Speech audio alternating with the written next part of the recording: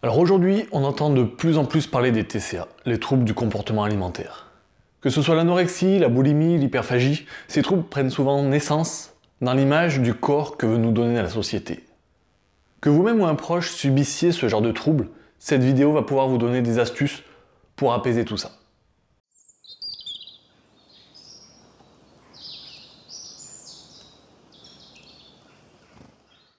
Influenceur sur Instagram, corps maigre, très musclé, une plastique parfaite, voici l'image que nous renvoie la société par rapport à un corps idéal. Au-delà, notre société nous permet d'avoir accès à une nourriture abondante et facilement. Nous avons aussi une multitude d'outils qui va nous permettre de calculer notre IMC, les calories consommées et plein d'autres choses qui vont nous permettre de savoir où nous en sommes par rapport à notre propre corps. Et malheureusement, ces éléments peuvent conduire des adolescents, des adultes et même des enfants à développer des troubles du comportement alimentaire. Alors j'ai eu l'occasion il n'y a pas longtemps de discuter de troubles alimentaires, de troubles de comportement alimentaire avec une psychiatre. Et voici 4 petits exercices qu'elle m'a donnés pour justement apprendre à se reconnecter à son propre corps. La première chose à faire, c'est vérifier si j'ai réellement faim ou si je suis sous le coup d'une émotion. À savoir, est-ce que je ressens la sensation de la faim physiquement, physiologiquement, là, à l'intérieur de moi, ou est-ce qu'au contraire, c'est parce que je suis en train de manger une émotion, de la colère, de la frustration. Peut-être parce qu'il y a eu un élément déclencheur, peut-être parce que je rentre chez moi et que c'est une manière pour moi de marquer ce temps, ce découpage entre le travail et la maison. Ce moment où je vais rentrer dans un temps de repos, comme une manière aussi de me féliciter, de me remercier de cette journée que j'ai passée à travailler. L'objectif de cet exercice est donc de vérifier s'il y a une émotion cachée derrière tout ça. Et s'il y a émotion, c'est apprendre à la gérer autrement. Que ce soit à travers l'hypnose ou l'auto-hypnose, que ce soit à travers le sport, à travers plein de choses qui peuvent permettre justement de gérer tout ça. J'ai de la colère, je vais me défouler. Ou alors j'apprends à exprimer cette colère autrement. J'ai de la frustration, de la même manière. Peut-être qu'il faut que j'apprenne simplement à communiquer. Peu importe comment vous pouvez faire ça, il y a toujours une solution, plutôt que la nourriture. Mais il est très important de prendre le temps de ressentir ce qui se passe à l'intérieur de soi. Le second exercice, c'est simplement, à chaque bouchée, de reposer ses couverts et de les reprendre seulement lorsque vous avez terminé votre bouchée. Cela va avoir plusieurs avantages. La première, c'est que ça va vous permettre de prendre le temps de manger. Prendre le temps, ça permet au corps de déclencher tous les mécanismes, dont celui qui va vous permettre de ressentir la satiété, ce moment où vous n'aurez plus faim. Et à force d'habitude, votre corps, à un moment donné, va vous dire « c'est bon, j'ai plus faim, on peut s'arrêter là ». Et souvent, c'est une chose qui peut être problématique, de ne plus sentir ce moment où l'on a faim, où l'on n'a plus faim, de plus savoir où on en est avec ses sensations. Et encore une fois, l'intérêt tout particulier, c'est de se reconnecter avec ce qui se passe à l'intérieur de vous-même. La troisième chose, c'est plus une habitude qu'un exercice. C'est de s'astreindre à manger à table, sans télé, sans occupation autre autour de soi. Tout simplement pour prendre le temps de se reconnecter encore une fois à soi-même. De se dire, ok, je prends du plaisir à manger, je prends du temps, je ressens.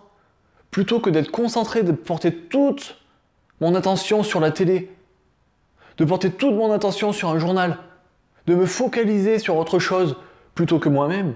C'est justement se refocaliser sur mes sensations, sur ce qui se passe à l'intérieur, sur tous mes sens, que ce soit le goût, que ce soit l'odorat, que ce soit même le toucher. Simplement de se reconnecter à ce qui se passe à l'intérieur, à vos sens. La quatrième chose, et la chose qui est pour moi la plus compliquée, c'est de s'affranchir de tout ce que les autres peuvent penser de vous. Peu importe ce que les autres peuvent dire de vous, ou peu importe ce que vous pensez, ce que les autres pensent de vous. Ce qui est important, c'est que vous ayez confiance en vous, que vous sachiez que vous en êtes capable, que peu importe le pourquoi, peu importe le comment de la situation, peu importe ce qui fait que tout ça est là.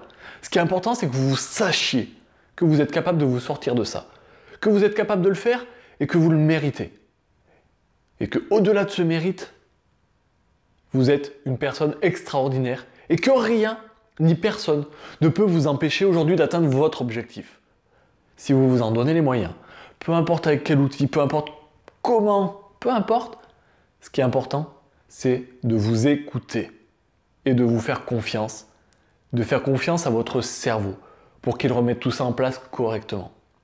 Il faut bien prendre conscience que derrière un trouble du comportement alimentaire, votre inconscient, votre cerveau, s'il a mis en place ce comportement-là, c'est parce qu'il avait une bonne raison. Il y trouve un intérêt. Ça peut paraître très paradoxal, parce que vous n'aimez pas ça, ça ne vous plaît pas. Pourtant, pour votre cerveau, il y trouve vraiment un bénéfice secondaire.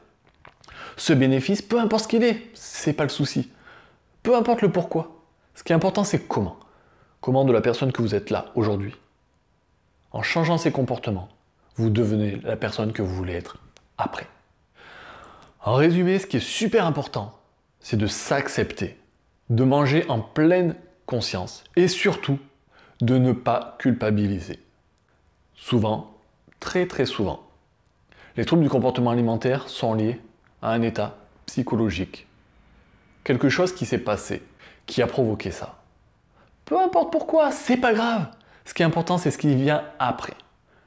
Les deux choses les plus importantes vont être d'accepter le fait qu'il y ait ce trouble et de vous faire accompagner. Pour l'accompagnement, c'est vous qui choisissez. Il existe l'hypnose, thérapie brève, avec lequel il y a d'excellents résultats. On ne fait pas un régime, on change ce comportement alimentaire pour que tout ce comportement se réadapte à ce qui est bon pour vous. Pas seulement au niveau de la nourriture. On n'a pas juste s'amuser, enlever le gras, le sucre, c'est pas notre métier. Ce qui est important, c'est que ces comportements changent. S'il y a une émotion derrière tout ça qui se cache, c'est de gérer cette émotion, d'apprendre à la gérer différemment. C'est vraiment de remettre en place tous ces mécanismes de votre cerveau qui, à un moment donné, ont décidé de se modifier contre votre gré.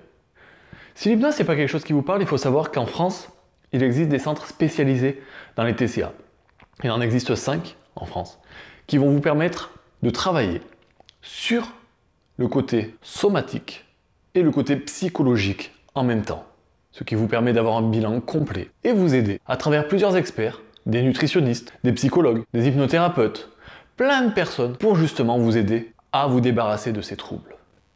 J'espère que cette vidéo vous aura fait prendre conscience de certaines choses, vous aura aidé et vous permettra d'aller plus loin. N'hésitez pas à partager cette vidéo à des personnes qui pourraient avoir ce genre de troubles du comportement alimentaire.